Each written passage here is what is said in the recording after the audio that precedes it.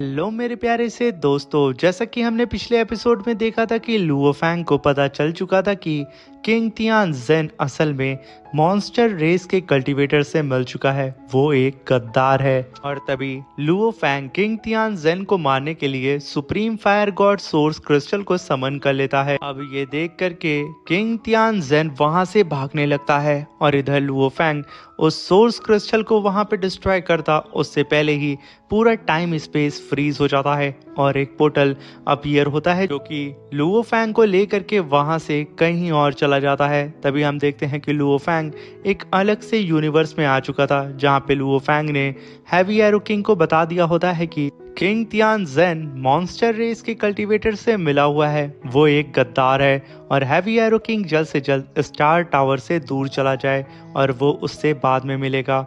मेरे प्यारे दोस्तों, इस एपिसोड को स्टार्ट करने से पहले मैं अपने व्यूवर्स और जिन प्यारे भाइयों ने मेरी पिछली वीडियो पे कमेंट किया है, मैं उन सबको तहे दिल से धन्यवाद कहना चाहता हूँ। साथ में मेरे प्यारे से नए व्यूवर्स, आप भी इसी तरीके से कमेंट कर सकते हैं। मैं आपके कमेंट का स्क्रीनशॉट लेके अपनी नेक्स्ट वीडियो में उसे शो ज़रूर करूँगा। साथ में मेरे प्यारे से दोस्तों, वीडियो अच्छी लगी हो तो प्लीज़ चैनल को लाइक शेयर सब्सक्राइब करके हमारे चैनल को सपोर्ट करें। अब बिना देर के इस एपिसोड को हम स्टार्ट करते हैं। इस एपिसोड की स्टार्टिंग में हमें स्टार टावर के ट्रायल हॉल का सीन दिखाया जाता है, यानी कि स्टार सील के अंदर का सीन, जिसके अंदर लुओ फैंग एंटर कर चुका था। जैसे ही लुओ फैंग उसके अंदर आता है, वहाँ के ऑरा प्रेशर को सेंस करके और वहाँ के एटमॉस्फियर को फील करके लुओ फैंग के होश उड़ चुके थे, क्योंकि इतनी ज़्यादा प्योर एनर्जी लुओ फैंग ने अपनी पूरी लाइफ में कभी सेंस नहीं किया था।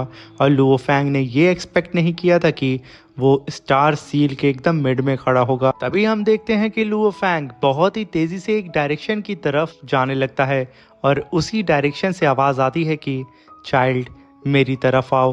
तभी लुओ फैंग, ऐसा लगता है देख के कि कई सारे यूनिवर्स और कई सारे वर्ल्ड को क्रॉस करके सीधा ही उस कल्टीवेटर के सामने आके खड़ा हो चुका था जिसने यहाँ पे लुओ फैंग को आवाज़ लगाई थी।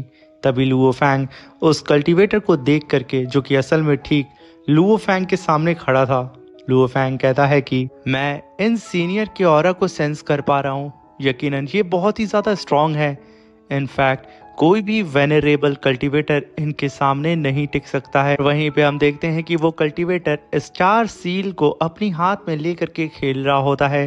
तभी लुओ फैंग कहता है कि इनकी पावर बिल्कुल मेरे टीचर चाओ सिटी के लीडर के बराबर है, बिल्कुल एक ग्रेट यूनिवर्स मास्टर की तरह। तभी वहाँ पे वो बंदा लुओ फैंग से कहता है कि बच्चे, तुम मेरे थर्ड कैंडिडेट हो और मैं तुम्हारा इंतज़ार 8.2 बिलियन ईयर से कर रहा हूँ। लुओ फैंग ये सुन के एकदम शॉक्ड हो चुका था और वो कहता है कि मुझे जहाँ तक पता है कि स्टार टावर का कोई मास्टर नहीं है, और आखिर मैं यहाँ पे कैसे आ गया, मुझे यहाँ पे लाने वाला कौन है, और ये थर्ड कैंडिडेट का क्या मसला है। तभी वो कल्टीवेटर अपनी आँख को खोलता है और लुओ फैंग की ओर देखते हुए कहता है कि बच्चे, मेरा नाम पूदी है और मैं जानता हूँ कि तुम्हारे मन में बहुत सारे सवाल होंगे। अब ये सुन के लुओ फैंग कहता है कि हाँ बिल्कुल सीनियर, प्लीज़ इन सारे ही सवाल के आप जवाब दें। तभी वहाँ पे एल्डर पूदी कहता है कि मैं इस स्टार टावर का लॉर्ड नहीं हूँ, बल्कि मैं इसका एक गार्डियन हूँ और मैं तुम्हें यहाँ पे गाइड करने के लिए 8.2 ईयर से मौजूद हूँ। अब लुओ फैंग ये सुन करके एकदम दंग हो चुका था कि इतना पावरफुल मास्टर इस स्टार टावर का सिर्फ गार्डियन है, तो इसको बनाने वाला कितना ज्यादा पावरफुल होगा। अभी वहाँ पे एल्डर पूती कहते हैं कि स्टार टावर को बनाने वाले मेरे टीचर हैं और इसे स्पेशली अर्थ के कल्टीवेटर्स के लिए बनाया गया है। और मैं तुम्हें बता दूं कि मेरे टीचर ने ही अर्थ और यानशेन ट्राइब को बनाया है अपनी कल्टीवेशन के दौरान। लुओ फैंग कहता है कि इसका मतलब फाउंडर जाइंट एक्स के मास्टर जो कह रहे थे वो सच है, वो जिस एलियन पावर हाउस की बात कर रहे थे वो असल में ये हैं। तभी वहाँ पे एल्डर पूती कहते हैं कि बच्चे, मेरे मास्टर ने अपनी दोनों ही क्रिएशन अर्थ और यानशेन ट्राइब में से यानशेन ट्राइब के एक कल्टीवेटर को सेलेक्ट किया, जो कि यकीनन बहुत ही ज़्यादा स्ट्रांग था और वो मेरे मास्टर का सेकंड डिसाइबल बना। उसे मेरे मास्टर ने कल्टीवेशन सिखाया और उसने अपने आप को और अपने फॉलोअर्स को बहुत स्ट्रांग बनाया। इनफैक्ट वो खुद यूनिवर्स ओवरलॉर्ड बन चुका था। मगर फिर भी यानशन ट्राइब जो कि इतनी ज़्यादा पावरफुल और एक मास्टरपीस थी, मेरे मास्टर फिर भी खुश नहीं थे। और फिर मेरे मास्टर और भी कई चीज़ों को सर्च करने लगे और उनकी नज़र अपनी दूसरी क्रिएशन अर्थ पे पड़ी और उन्होंने देखा कि तुम लोगों की सोल बहुत ही ज़्यादा प्योर है मगर तुम्हारी बॉडी उतने ही ज़्यादा कमज़ोर है। इसलिए मेरे मास्टर ने एक टेक्निक बनाई जिसका नाम 9 क्लैमिटी सीक्रेट टेक्निक था, जो कि अगर कोई भी कल्टीवेटर अर्थ का अगर इस टेक्निक को कल्टीवेट करता है तो उसके जीन यहाँ पे इवॉल्व हो जाएंगे और उसकी फिजिकल स्ट्रेंथ इतनी पावरफुल हो जाएगी कि वो इस स्टार टावर की इनहेरिटेंस को हासिल कर ले। मगर इसे कर पाना इतना भी आसान नहीं था, क्योंकि जैसा कि तुम लोगों की फिजिकल स्ट्रेंथ बहुत ही ज़्यादा वीक है, इसलिए इस 9 क्लैमिटी सीक्रेट टेक्निक को भी कल्टीवेट कर पाना तुम लोगों के बस की बात नहीं थी। इसलिए मेरे मास्टर ने ट्राई करने के लिए खुद से अर्थ के 2 एरा से 2 कैंडिडेट को यहाँ पे बुलाया था। सबसे पहले कैंडिडेट का नाम था माउंटेन सी वर्ल्ड। वो इस टेक्निक को कल्टीवेट नहीं कर पाया और वो मारा गया। और दूसरे कैंडिडेट का नाम था सोर्स स्टार। वो भी इस टेक्निक को कल्टीवेट नहीं कर पाया और वो भी मारा गया। और ये दोनों ही अर्थ के काफी पावरफुल कल्टीवेटर्स में से एक थे अपने अपने एरा में। साथ में बच्चे, मैं तुम्हें बता दूं कि इस 9 क्लैमिटी सीक्रेट टेक्निक को बनाना भी मेरे मास्टर के लिए आसान नहीं था, क्योंकि इस टेक्निक को बनाने के लिए मेरे मास्टर को हेवन और यूनिवर्स लॉ के विरुद्ध जाना था। वो जब भी इस टेक्निक को बनाते अपने आप ही इस टेक्निक को यूनिवर्स लॉ पूरी ही तरीके से अपने आप ख़त्म कर देता था। उस टाइम मुझे याद है कि मेरे मास्टर ने इस टेक्निक को एक जगह स्टोर करने के लिए मल्टीपल यूनिवर्स में वो घूमे और अपनी रिसर्च को और भी ज़्यादा बढ़ाया। तब उनके हाथ में एक पावरफुल स्काई सोल क्रिस्टल लगा, जो कि यकीनन बहुत ही ज़्यादा पावरफुल था, जिसके अंदर मेरे मास्टर ने इस 9 क्लैमिटी सीक्रेट टेक्निक को डाल दिया था। और जैसा कि तुम जानते हो कि इस टेक्निक को वो दोनों ही कल्टीवेटर कल्टीवेट नहीं कर पाए थे, इसलिए मेरे मास्टर ने इस टेक्निक को सीधे ही उठा करके अर्थ पे फेंक दिया था। अगर जिसकी किस्मत होगी वो इस टेक्निक को कल्टीवेट कर लेगा, और इस टेक्निक को तुमने कल्टीवेट किया।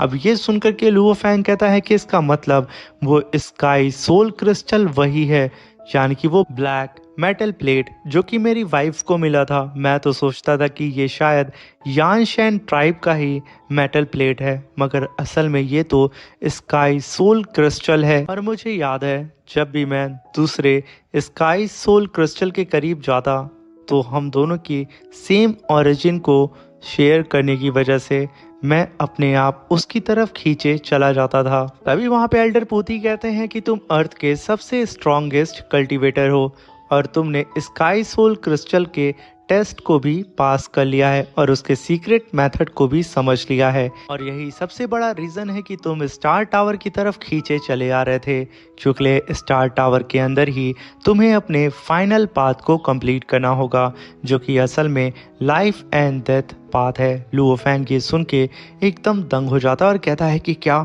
Life and death path? तभी एल्डर पूती कहते हैं कि स्टार टावर जो कि असल में इस यूनिवर्स का one of the most supreme treasure है और इसे बनाने के लिए प्रीमोडियल कॉस्मिक रे का इस्तेमाल किया गया था। तो इसको अगर कोई भी कल्टीवेटर हासिल करता है तो उसके पास बहुत ही ज़्यादा नॉलेज होनी चाहिए। और लाइफ एंड डेथ पाथ को जो कि मेरे मास्टर के द्वारा बनाया गया है, उसे कल्टीवेट करने के लिए भी ऐसी पावरफुल लोकेशन की भी ज़रूरत है। इसलिए अगर लुओ फैंग तुम इस टेक्निक को कल्टीवेट कर लेते हो तो तुम मेरे मास्टर के तीसरे डिसाइबल बन जाओगे, और अगर याद रखना तुम इसमें फेल होते हो तो तुम मारे जाओगे। यहाँ तक कि तुम्हारा आर्मर भी तुम्हें बचा नहीं पाएगा। यहाँ तक कि तुम इस 9 क्लैमिटी टेक्निक को भी अगर कल्टीवेट कर लेते हो तब भी तुम अपनी सोल को बचा नहीं पाओगे। तभी लुओ फैंग कहता है कि मेरे रॉयल आर्मर और इन सब चीज़ों के बिना मैं सिर्फ एक नॉर्मल सा जीनियस हूँ, और मैं यहाँ तक सिर्फ लड़ते हुए पहुंचा हूँ, इसलिए मैं इस सुप्रीम पावर को, इस सुप्रीम पाथ को छोड़ नहीं सकता हूँ। मैं तैयार हूँ।